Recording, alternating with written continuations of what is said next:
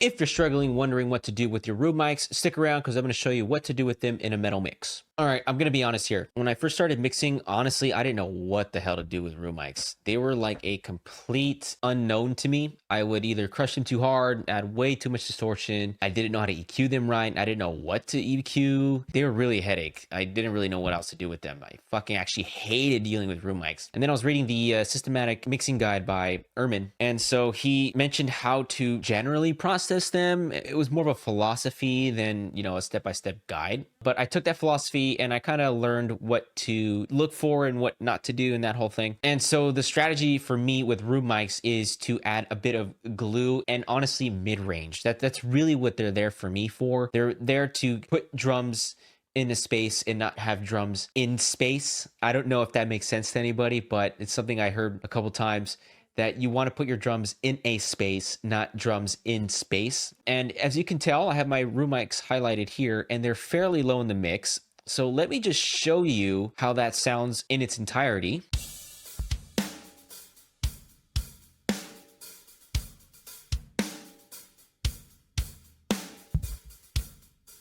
So you may be thinking that's pretty fucking dry, but if I was to mute the room mics, it'd be even drier.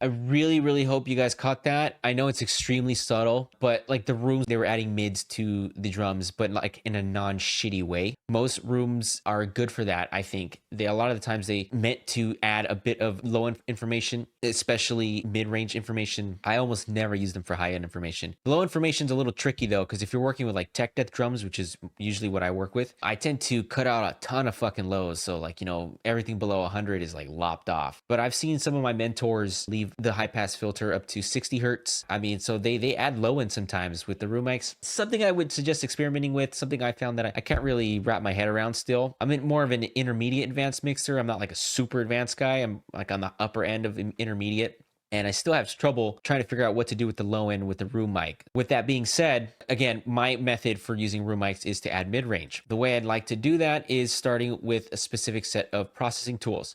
And for me, that's going to be EQ, compression, and that's pretty much it. So let's take a look at what I'm doing here.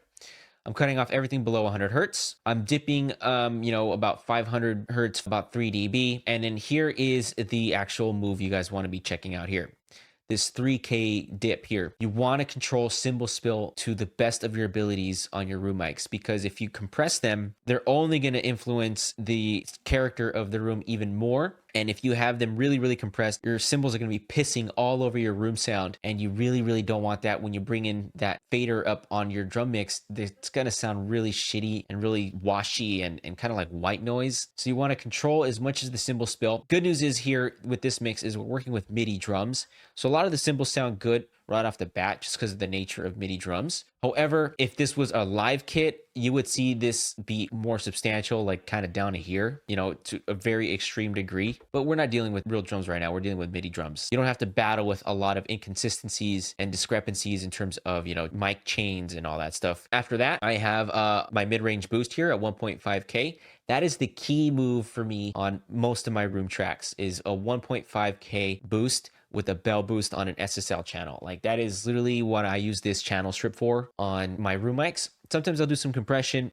I have a fairly okay medium ratio at 6.1. I have a fast attack, fast-ish release. The reason I have a fast attack is I want to squash the transients. And most people would just nuke your room mics, but I have found it in my personal experience that only really works for like rock tracks or slower metal. And this song is a bit slower, but just know this: the more you compress the drums until they're a brick wall of just distortion, the more they're going to blur the detail on your direct mics. So as you're bringing that fader up, the detail of your direct mics is going to be blurred and it's going to be softened and lessened. And I didn't want that for these particular drums. The drums, I wanted them to be really, really powerful, precise, and pristine. I didn't want them to sound raw and blurry. So that's why I don't have it super crushed. So I'm following then up this SSL channel with my Kramer Pie.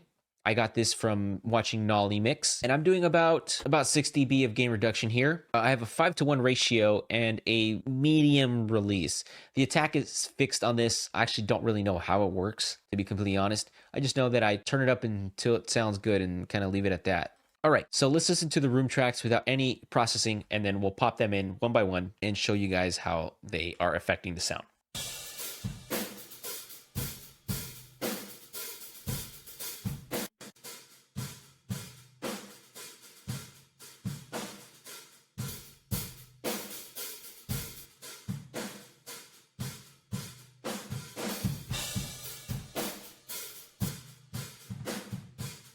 Yeah, man, this EQ is just removing tons and tons of junk that we don't need, especially on that high end. If you guys really paid attention, you guys would hear that that sounds very shrill and harsh and piercing of the ear. Moving over to the SSL channel, let's go ahead and take a listen to the EQ while it's off, and then I'm going to pop it back in and listen to how the mid-range jumps out.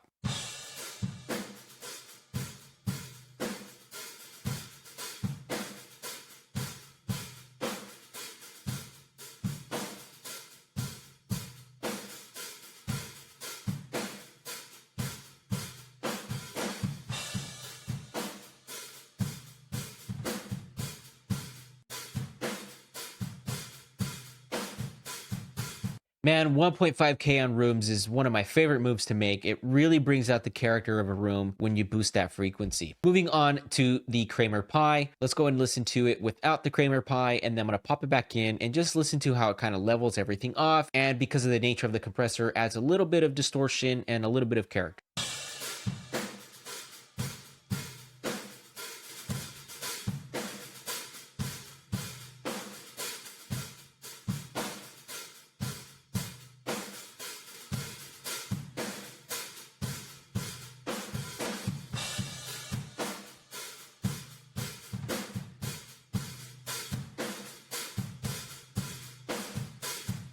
It sounds great to me. I really love the character that this compressor adds to room mics. Honestly, on room mics is the only time I ever use this compressor. Now let's listen to our drums in context of the mix. I'm gonna be muting and unmuting the room tracks so you guys can get an idea of what it's doing in the mix. It's gonna be really subtle, and try to pay attention, but you will hear some mid-range be removed from the drums when I do mute them.